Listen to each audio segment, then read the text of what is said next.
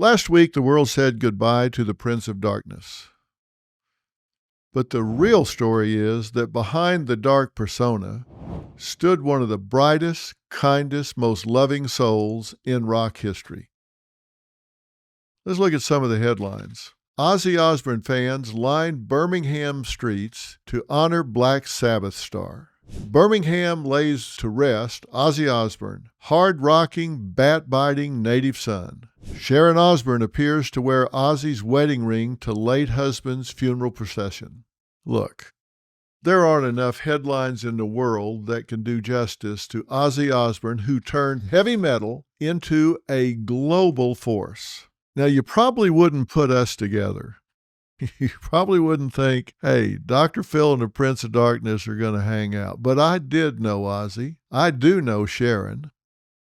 And they had a reality show, and on their last show ever, I sat with the Osbourne family and talked to them about what the experience had been like opening up their home to one of the biggest reality shows in history. I've seen you two, through it all, even when there'd be a big flare-up, you two always return to the immediate vicinity of one another, and you always touch. Are you aware that you do it?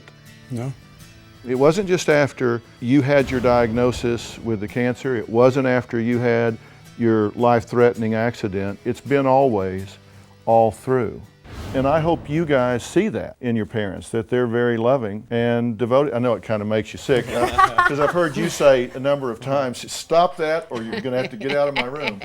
But they could not have been more welcoming. They could not have been more transparent. They could not have been more open. When I outlined everything I saw in all of the episodes, I came away with a clear impression that this is one of the most loving, committed, and mutually supportive families that I've ever seen. And when it came to Ozzy, what I saw wasn't the Prince of Darkness.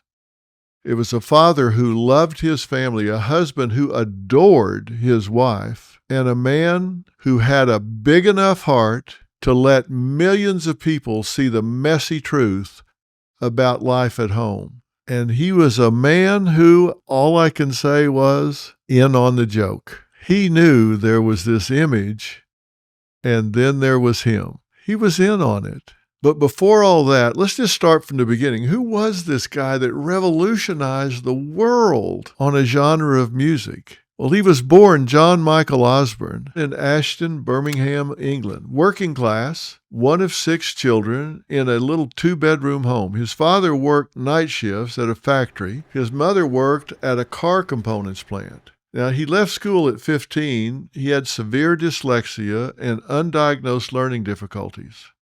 School wasn't fun for him. He didn't get a lot out of it because they didn't gear it to him. He worked as a construction laborer and apprentice toolmaker. He worked in a slaughterhouse, for God's sakes, but music was always his escape. He was nicknamed Ozzy all the way back to his school days, and he idolized the Beatles, and he credited hearing She Loves You in 1963 with making him want to be a musician. Now, these were the clean-cut Beatles, but that was his inspiration. And in 1968, he teamed up to create a band called Earth, which became Black Sabbath, and that set the blueprint for heavy metal. Now, how did they do?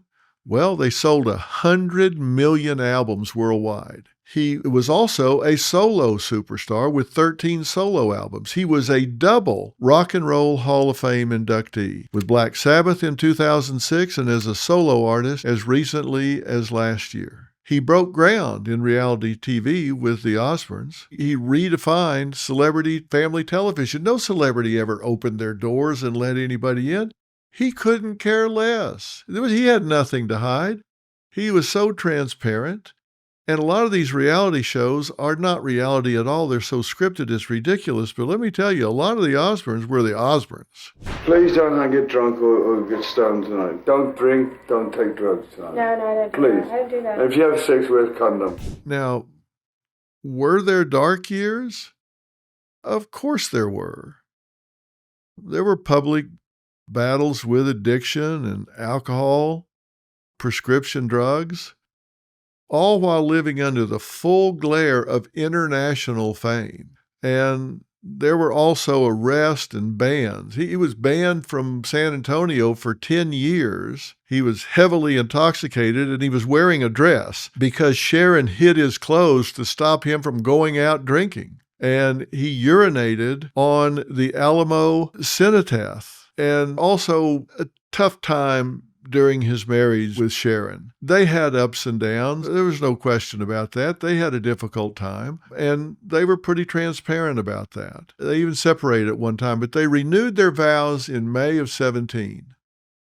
And they say that that was a real turning point in their marriage. And Ozzy faced health struggles. In January of 2020, Ozzy and Sharon appeared on GMA and disclosed his Parkinson's disease. He had Parkinson's 2 as a subtype diagnosis. He never pretended to be perfect. He never dodged questions. He never made excuses.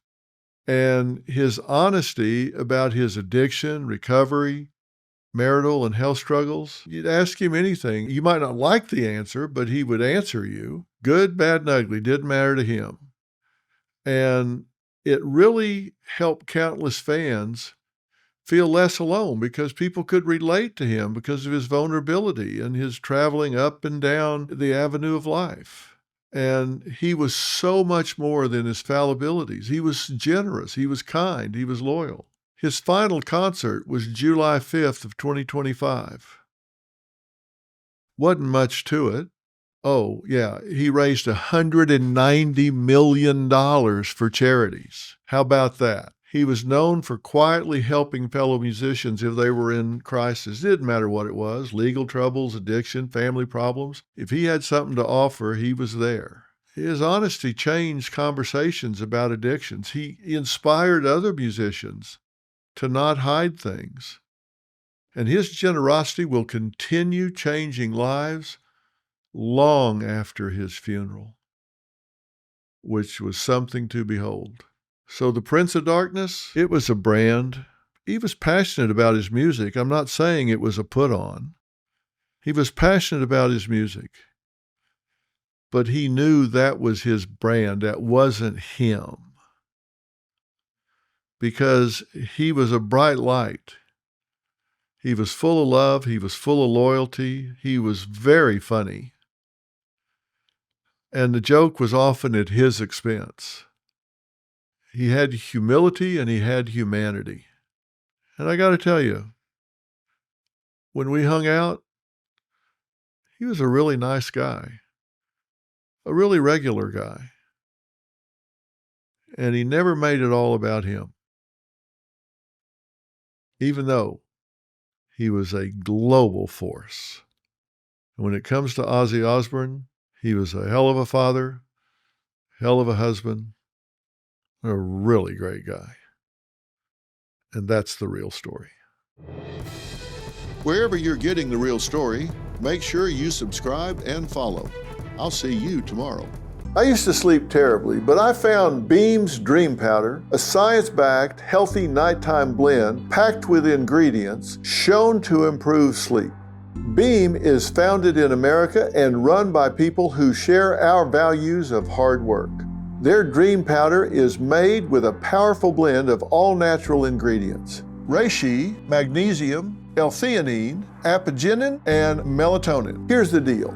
Beam is giving my listeners the ultimate Patriot discount of up to 40% off. Try their best sleeping dream powder and get up to 40% off for a limited time. Go to shopbeam.com/Dr. Phil and use code Dr. Phil at checkout. That's shopbeam.com/Dr. Phil and use code Dr. Phil for up to 40% off. Sleep better, wake up stronger, and show up ready for your family, your work, and your country. Because when you're well rested, you're unstoppable. And this country needs more people like that.